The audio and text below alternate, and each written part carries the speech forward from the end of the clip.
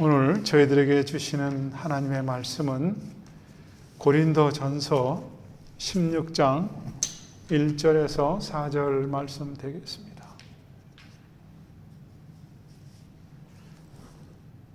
고린도전서 16장 1절로 4절, 고린도전서 강해 계속 이어갑니다. 함께 봉독하겠습니다.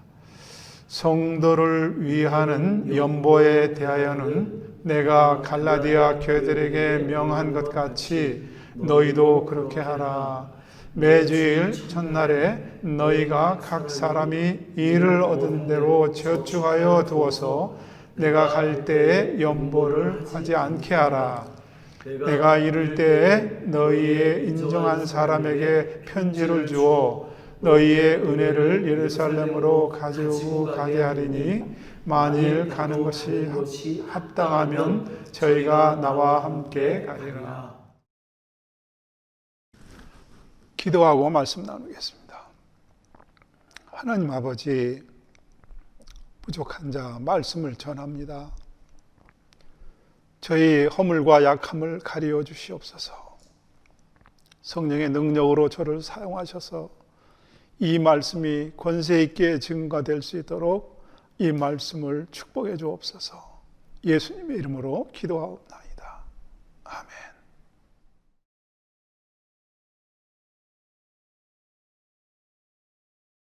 지난 두 주는 저희들이 예배에 대한 말씀을 나눴고, 오늘은 헌금에 대한 말씀을 함께 나눌 것입니다. 일부러 본문을 선택한 것이 아니고 고린도전서 강해를 이어가다 보니까 오늘이 헌물에 대한 것이었습니다. 오늘 말씀을 통해서 여러분들이 정확하게 11조가 무엇인지, 연보가 무엇인지, 헌금이 무엇인지를 깊이 깨닫는 시간이 되기를 바랍니다. 하나님은 세상에 하나님이 하나님 되심을 이제 알리시는 방편으로 아브라함을 부르십니다. 하나님은 사람들을 구원에 이르게 하는 그런 길을 만들기 위해서 부른 사람이 아브라함입니다. 아브라함에게 하나님은 사는 곳을 떠나서 내가 지시할 땅으로 가라 할 때, 아브라함은 갈대아 우르를 떠나서 하란으로 해서 지금으로 하면 쿠웨이트에서부터 시작해서 이라크로, 시리아로, 레바논으로, 그리고 팔레스타인 땅으로 들어가게 됩니다. 거기서 아들 약속의 자녀 이삭을 얻고 또 손주 야곱과 에서를 얻습니다. 그 야곱에게서 4명의 아내에게서 12아들이 나오므로 12지파에 대한 이야기가 시작됩니다. 그런데 4명의 아내로부터 얻은 아들들끼리, 배다른 형제들끼리 서로 미워하고 증오해서 요셉을 죽이려고 할 때 죽이지는 말자, 형제들끼리 그렇게 의논이 됐습니다. 마침 지나가는 애굽 상인이 있어서 노예로 요셉을 팔아버렸습니다. 17살에 팔려갔는데 하나님의 놀라운 은혜로 야곱이 30살에 애굽의 총리 대신이 됐습니다. 이때 중근동의 모든 지역이 가뭄으로 기근에 시달리게 됩니다. 주변에 있는 곡식을 다 사고 얻어도 더 이상 견딜 수가 없어서 멀리 애굽까지 음식을 사러 갔다가, 곡식을 구하러 갔다가 거기서 형제 요셉을 만나게 됩니다. 그래서 아비와 그 인간에 대한 모든 소식을 듣고 자기 있는 쪽으로 오라고 그래서 아버지 야곱이 70명이 넘는 일족을 데리고 애굽으로 이주해서 거기서 살게 됩니다. 요셉이 있을 때는 든든했는데 요셉이 죽고 나서 400년 넘도록 그 땅에서 살면서 노예처럼 살게 됩니다. 이때 하나님이 다시 또 모세를 불러서 이스라엘 백성들을 출애굽하게 합니다. 그래서 출애굽에서 가나안 땅으로 들어가는 여정 속에서 시내산에서 하나님이 모세를 불러서 십계명, 즉 율법을 줍니다. 하나님을 섬기는 길을, 법을 주십니다. 400년 넘게 애굽에서 살면서 이방신을 섬기는 것을 봤고 하나님에 대해서 잊어버렸을 때 하나님은 율법을 통해서 다시금 하나님의 법을 알려줍니다. 그리고 모세를 시켜서 성막을 짓게 하고 그 성막을 가지고 가나안 땅에 들어갑니다. 제사하는 법이었습니다. 이 제사하는 법을 주었을 때 가나안 땅에 들어가면 12지파에게 다 땅을 나눠준 게 아니라 한 지파는 안 줬습니다. 11지파에게 땅을 다 나눠주고 한 지파는 제사만 드려라. 그래서 레위 지파는 제사장 가문으로 제사 드리는 일만 했습니다. 그래서 11지파에서 추수하고 곡식 얻은 것의 10분의 1을 떼서 레위 지파에게 준 것, 이것이 11조의 시작입니다. 어떻게 보면 이 당시의 11조는 국세와 같은 것이었습니다. 하나님을 모시고 사는 이스라엘 백성들에게 11조는 당연히 내야 되는 국세와 같은 그런 것이었습니다. 요즘 이 11조에 대해서 논란이 많습니다. 구약시대에 율법을 왜 지금도 지켜야 됩니까? 하는 거예요. 내용이 뭐냐면은 안식일, 할례, 또 음식 규례, 제사 이런 건 안 지키는데 왜 11조만 지킵니까? 그런 얘기입니다. 예수님이 이 땅에 오신 것은 십자가의 죽으심으로 모든 율법을 완성하셨는데 딴 건 다 안 하면서 11조를 계속 드려야 된다는 것은 율법을 행하는 것이고 율법을 행하는 자들은 천국에 못 가는데 결국에는 11조 하는 사람들은 율법을 붙잡고 있기 때문에 천국을 못 간다. 이런 얘기까지도 하는 지금 시대에 우리가 살고 있습니다. 11조 했는데 천국 못 간다. 여러분 어떻게 생각하세요? 11조 하고 지옥 갔다. 어떻게 생각하세요? 율법적인 해석으로는 안 해도 되는 것이 맞습니다. 왜냐하면 율법은 예수님이 십자가의 죽으심으로 완성했으니까 11조 더 이상 안 해도 되는 겁니다. 그 측면에서만 보면은. 그런데 다른 측면을 놓치고 있습니다. 11조를 제일 먼저 한 사람이 여러분 누군지 아세요? 아브라함이었습니다. 아브라함은 모세보다 대략 한 500년 전 사람이고 율법이 주어지기 전에 제일 먼저 11조를 했습니다. 11조를 하게 된 그 내용은 아브라함이 갈 때에 조카 롯도 데리고 가지 않았습니까? 근데 점점 재산이 많아지니까 분쟁이 일어나서 이제 서로 분가해서 따로 떨어져 살자. 그래서 롯에게 선택권을 줬는데 롯은 소돔 땅에 가서 살게 됐습니다. 그건 기름진 땅이고 그러다 보니까 사람들이 많이 왕래하고 늘 분쟁이 있었습니다.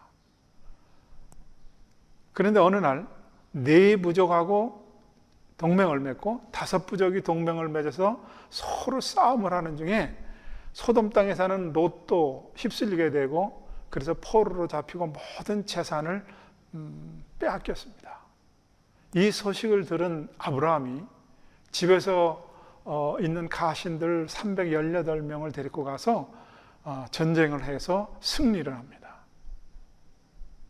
롯을 찾아오고 롯의 재산을 찾아오고 그 땅에 있었던 모든 동물들, 곡식들을 전리품으로 들고 개선장군처럼 들어오게 됩니다. 이때 아브라함에게 나타난 것이 멜기세덱입니다. 아브라함은 지금 적은 인원을 가지고 동맹된 그 나라의 왕들을 격파하고 굉장히 업되어 있는 상태입니다. 으쓱하는 상태인데 멜기세덱이 나타나서 이 전쟁을 너한테서 이기게 한 사람은 네가 아니야. 하나님이야. 그러는 거예요. 그래서 너는 하나님을 찬양해야 돼. 하나님께 감사해야 돼. 그런 내용입니다. 오늘 그 말씀이 창세기 14장 18절로부터 20절 말씀인데 제가 한번 읽어보겠습니다. 살렘 왕 멜기세덱이 떡과 포도주를 가지고 나왔으니 그는 지극히 높으신 하나님의 제사장이었더라. 그가 아브라함에게 축복하여 가로되 천지의 주제시오 지극히 높으신 하나님이여 아브라함에게 복을 주옵소서. 너희 대적을 내 손에 붙이신 지극히 높으신 하나님을 찬송할지로다 하매 아브라함이 그 얻은 것에서 10분의 1을 멜기세덱에게 주었더라 그랬어요. 천지의 주제, 하늘과 땅의 주인이 하나님이라는 거죠. 그 지극히 높으신 하나님에게 너는 찬송을 해라. 다시 말해서 감사해라. 찬송과 감사는 어원이 같은 말입니다. 그래서 그 하나님을 찬송하라는 거예요. 그때 아브라함은 두말할 것도 없이 바로 하나님께 드린 것이 11조입니다. 그럼 멜기세덱이 누군가? 왜 아브라함은 복종을 했는가? 히브리서 7장 3절에 보면은 멜기세덱에 대해서 아비도 없고 어미도 없고 족보도 없고 시작한 날도 없고 생명의 끝도 없어 하나님 아들과 방불하여 항상 제사장으로 있느니라 그랬어요. 누굽니까? 아비도 없고 족보도 없고 시작도 없고 끝도 없고 항상 제사장으로 있는 분, 바로 장차 오실 예수 그리스도를 예표합니다. 우리의 죄를 대속하실 예수 그리스도를 예표합니다. 우리 죄를 대신해서 십자가에 죽으신 예수 그리스도를 대표하는 것이 바로 멜기세덱입니다.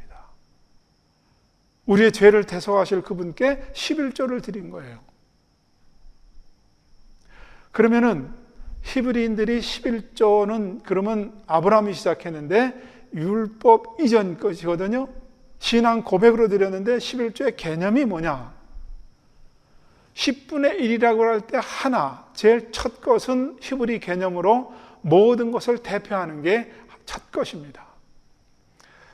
그러니까 나머지 9도 다 하나님 것이라는 고백이에요.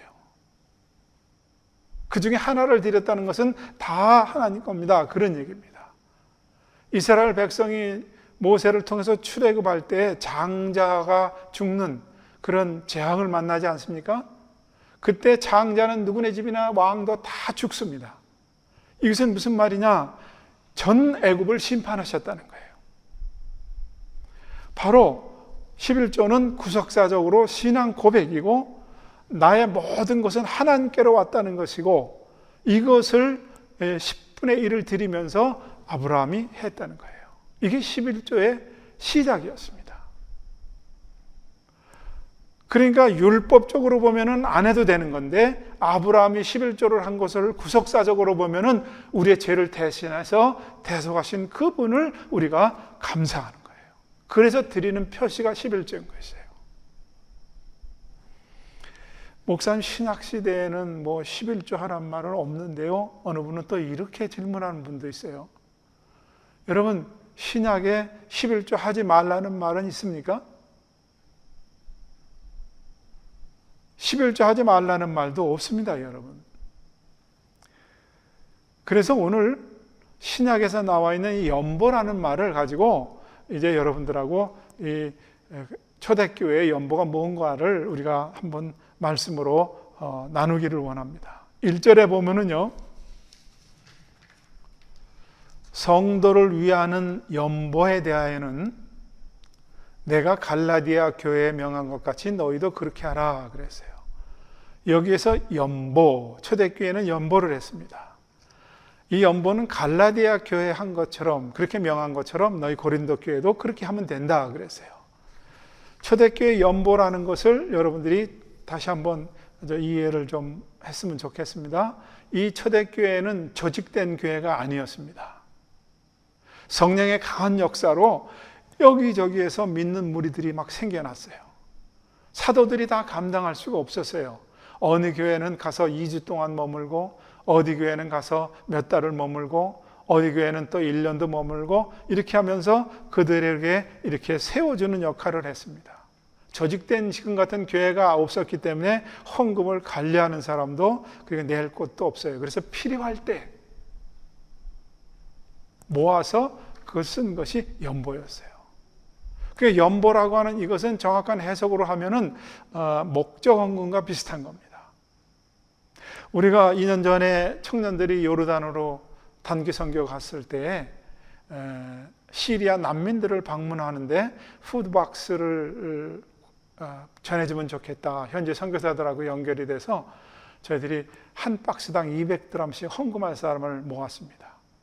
그래서 많은 푸드박스를 가지고 와서 나눴는데 그게 바로 목적 헌금입니다. 탄자니아는 지금 전준찬 선교사님이 하는 잔지바를 돕지만 그 전서부터 교회가 연합되기 전서부터 최재명 선교사님이나 윤병석 선교사님을 도왔습니다. 고아들이 있는데 그 고아들을 데려다 키우고 교육시키면 되는데 한 달에 약 한 200드람 정도, 100드람 정도면은 할 수 있습니다. 그래서 성도님들에게 1명 혹은 2명, 많게는 5명씩 나눠서 그들의 사진을 가지고 기도도 하고 그리고 매달 지원을 했습니다. 이것이 바로 그런 목적으로 모은 것이 바로 목적 헌금이고 연보입니다. 초대교회는 이런 헌금을 했습니다.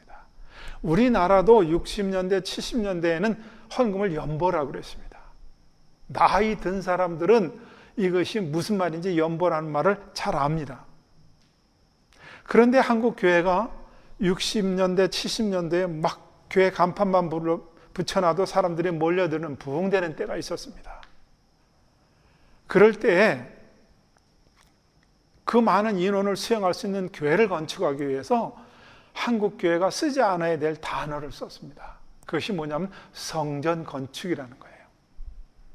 여러분, 성전은 이스라엘 예루살렘에 하나밖에 없는 겁니다. 무너져서 없습니다. 그것도 예수님이 그 성전은 다 무너질 거라고 예고를 하고 예수님 자신이 자신을 가리켜서 성전이라고 그랬습니다. 그리고 우리를 가리켜서, 예수님을 영접한 우리를 가리켜서 너희가 하나님의 영이 거하는 성전인 줄 알지 못하느냐, 그렇게 말씀하셨습니다. 근데 한국 교회가 헌금을 거치면 예배당 건축한다 그러면은 이게 덜 좀 성스러운 것 같으니까 성전을 건축한다고 잘못 사용을 했습니다. 왜냐하면 헌금을 많이 거둘 목적으로. 이때 교회마다 부흥회를 했는데 부흥회를 1년에 몇 차례씩 하면서 부흥사들이 단골 메뉴가 들고 나온 게 11조 하면은 하나님이 축복을 해준다는 거예요.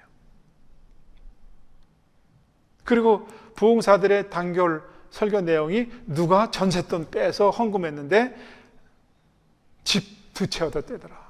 천에 하나 만에 하나 어떻게 생긴 걸 가지고 간증을 했습니다.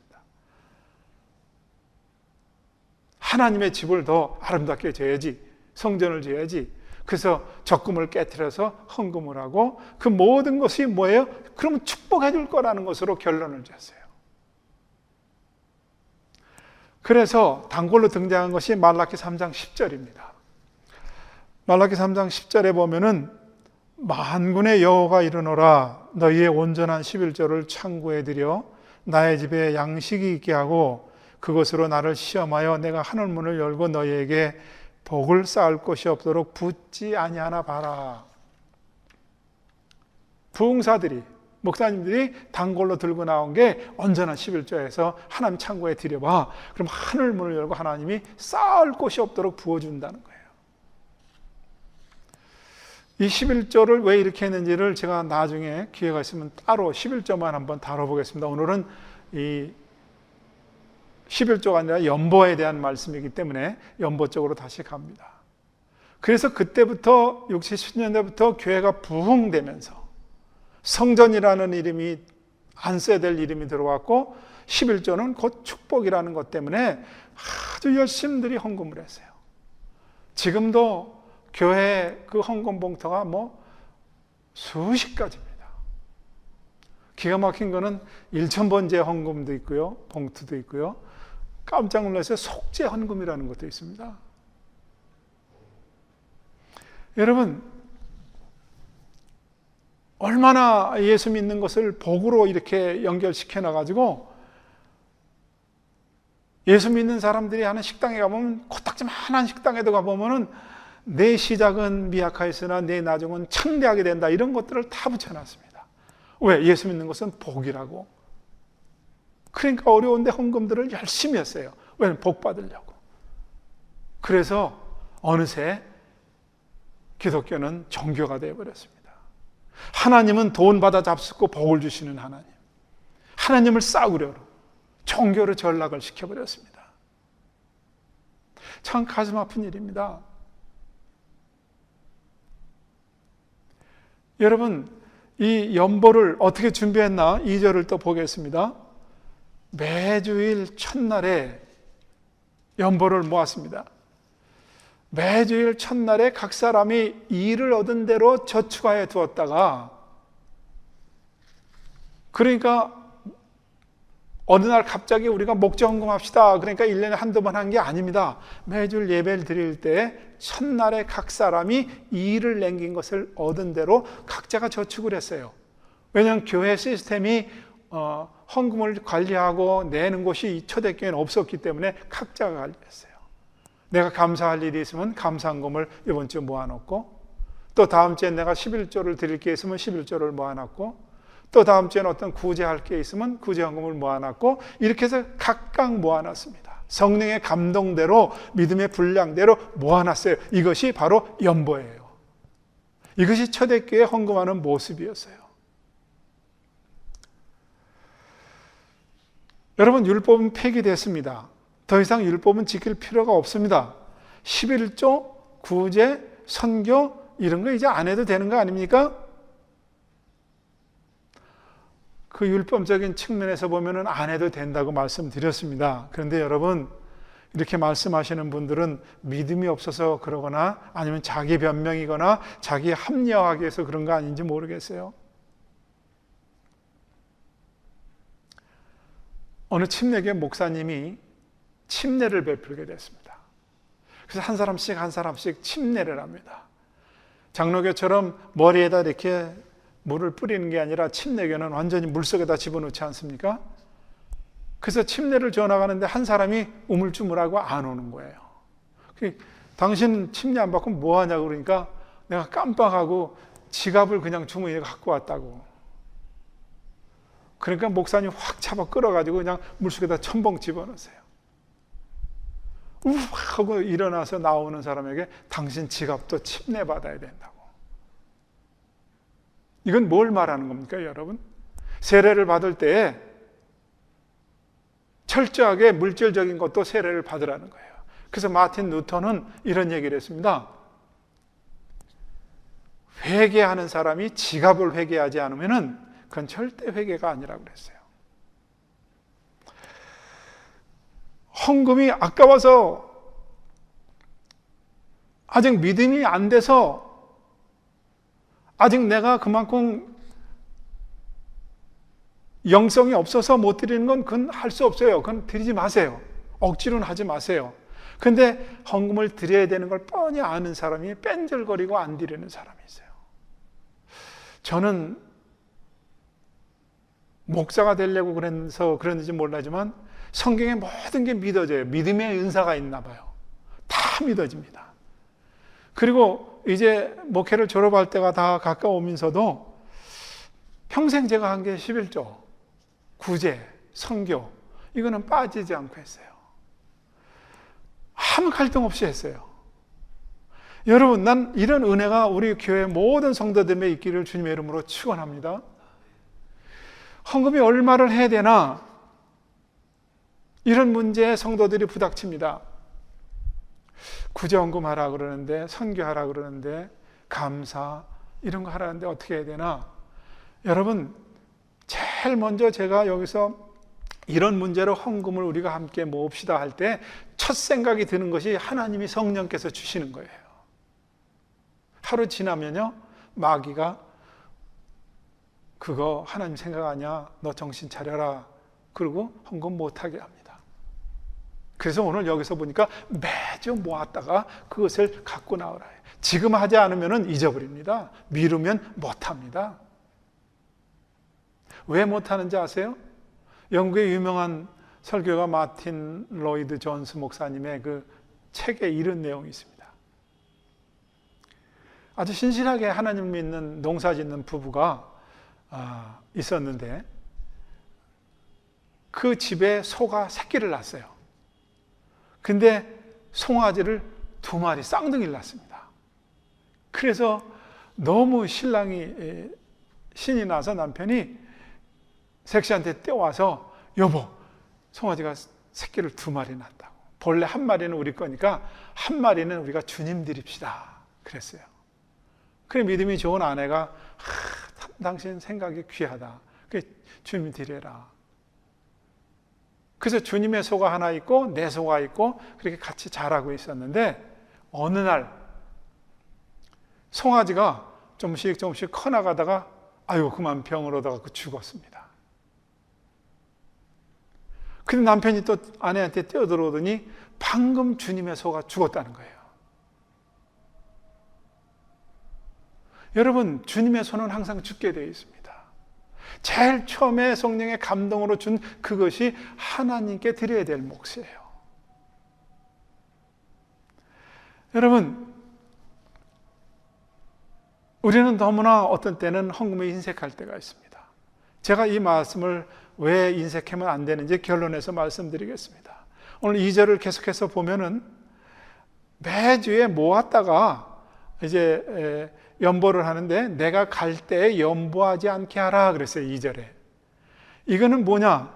사도 바울이 딱 눈에 보이니까 체면으로 모으지 말고 나를 보니까 어쩔 수 없이 하지 말고 그냥 너희가 믿음으로 성령의 감동으로 하라는 얘기예요.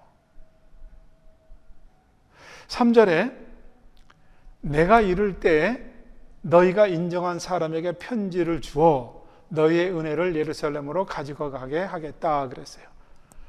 헌금을 모아서 가져가는데 너희가 인정한 사람에게 편지를 주어서 그냥 아무나 하는 게 아니라 너희가 이 사람은 믿을 수 있다 하는 사람에게 그 헌금을 가지고 가게 하겠다 그랬어요. 재정 보시는 장로님, 전 장로님이 가끔 돈을 이렇게 건넬 때 당사자에게 주지 않고 이렇게 건너서 누구한테 전달할 때 배달 사고 일어나지 않게 하세요. 그런 말씀을 하세요. 꼭. 그러니까 배달 사고 일어나지 않게 너희들이 믿을 수 있는 그 사람에게 돈을 가져갈 수 있게 하겠다는 그런 얘기예요. 여러분, 저희 교회는 여러분이 잘 아시는 것처럼 교회 재정이 없습니다. 몇 달 헌금이 없어서 마이너스 재정입니다. 근데 여러분들이 참 자발적으로 헌금에 조금씩이라도 참석해 주시니 얼마나 감사한지 모르겠습니다. 물론 이것으로 저희 교회의 헌금을 다 채우지는 못하지만 그 귀한 마음을 하나님이 받으셨다고 생각합니다. 여러분, 헌금이 아깝다고 생각하는 사람, 11조는 의무다, 아니면 11조는 복 받으려고 한다, 이렇게 하지 마세요. 오늘 고린도후서 9장 7절에 보면은 이런 말씀이 또 있어요. 각각 그 마음에 정한 대로 할 것이요 인색함으로나 억지로 하지 말지니 하나님을 즐겨내는 자를 사랑하시느니라 그랬어요. 여러분, 하나님은 즐겨내는 자를 사랑하십니다. 오늘 11조에 대해서 아브라함에게 초점을 맞춰서 여러분에게 말씀을 나눴는데 아브라함을 한 번 더 조명해보면서 말씀을 정리해 보겠습니다. 아브라함을 우리가 보통 믿음의 조상이라고 하는데 참 대단해요. 지금도 쉽지 않은데 그 옛날에 전혀 이동수단이 없을 때 몇천 년 전에 너는 여기서 떠나 친척 본토 아비집을 떠나 내가 지시할 땅으로 가라 할 때 그 쿠웨이트 끄트머리점에서 갈대우르에서 이락으로 그 하란에서 다시 시리아 레바논을 거쳐서 이것을 어떻게 할 수 있는지 한 번에 그것을 움직일 수 있는지 참 대단합니다. 독자 이삭을 바쳐라 그럴 때 하나밖에 없는 그 아들 죽이면 안 되잖아요. 그런데도 그냥 바로 하나님의 명령에 따를 수 있는 그 아브라함, 부인하고 상의 한마디 없었습니다. 참 대단한 믿음의 조상 같아요. 그리고 전쟁에 승리하고 돌아올 때 멜기세덱이 그건 네가 이긴 게 아니야. 하나님이 하게 하셨어. 하나님께 감사해야 할 때 두말 없이 11조를 드리면서 내 모든 게 하나님께로 왔습니다 하고 드릴 수 있는 그 믿음, 과연 믿음의 조상답습니다. 여러분, 우리가 가지고 있는 것은 내게 아닙니다. 다 하나님께로 왔습니다. 빈손 들고 왔다가 우린 빈손 들고 갑니다. 여러분, 11조는 율법으로 안 되면 안 됩니다. 11조는 모든 것이 하나님 거라고 하는 고백이어야 되는 거예요. 11조는 예수 그리스도가 이 땅에 오셔서 구속해 주실 감사함으로 드리는 것이에요. 나 같은 게 영생을 얻고, 나 같은 게 천국을 갈 수 있고, 나 같은 게 하나님의 자녀가 된다. 그래서 드리는 것이, 이것이 11조의 아브라함의 본래 뜻입니다. 우리의 삶이 얼마 안 남았습니다. 여러분, 저금통에 100억이 있고 1000억이 있으면 뭐합니까? 내가 죽으면 다 소유권 의존등기 돼서 내게 아닙니다. 여러분, 내가 쓰는 것만 내 것입니다. 내가 사용하는 것만 내 거인 거예요. 많은 걸 가지고 있다가 어느 날 죽으면 자식들 그거 갖고 싸움질합니다. 여러분, 하나님께 드리는 것이 가져가는 것입니다. 여러분, 소돔이 왜 멸망했는지 아십니까? 대부분 소돔이 멸망한 것을 거기는 음란해서 멸망해서 이렇게 생각합니다. 그런데요, 에스겔은 다른 문제 하나를 또 지적합니다. 에스겔 16장 49절에 보면은 내 아우 소돔의 죄악은 이러하니 그와 그 딸들에게 교만함과 식물의 풍족함과 태평함이 있음이며 또 그가 가난하고 궁핍한 자를 도와주지 아니하며 그랬어요. 음란한 것도 물론 있지만 또 하나가 멸망하게 된 원인이 뭐였어요? 가난한 자, 궁핍한 자를 도와주지 아니했다는 거예요. 신명기 15장 11절에 보면은 땅에는 언제든지 가난한 자가 그치지 아니하겠으므로 내가 네게 명하여 이르노니 너는 반드시 내 경내 내 형제의 곤란한 자와 궁핍한 자에게 내 손을 펼치라 그랬어요. 가난하고 궁핍한 자에게 네가 손을 열어서 나누라는 거예요. 잠언 19장 17절에 보면은 가난한 자를 불쌍히 여기는 것은 여호와께 꾸이는 것이니 그 선행을 갚아주리라 그랬어요. 여러분, 가난한 자를 내가 도와주는 거, 그건 하나님이 꾸어가는 것이니까 반드시 갚아주겠다 그랬어요. 여러분, 열심히 일해서 번 거, 아낀 거 다 가져가야 되잖아요. 가져가는 방법을 마태복음 6장 20절 21절로 이렇게 말씀합니다. 오직 너희를 위하여 보물을 하늘에 쌓아두라. 거기는 좀이나 동록이 해하지 못하며 도적이 구멍을 뚫지도 못하고 도둑질도 못하느니라. 내 보물이 있는 그곳에는 내 마음도 있느니라 그랬어요. 여러분, 힘들게 모은 거, 아끼고 애쓴 거 다 하늘로 옮기세요. 그것은 궁핍자고 가난한 자들을 도와주는 거예요. 오늘 연보가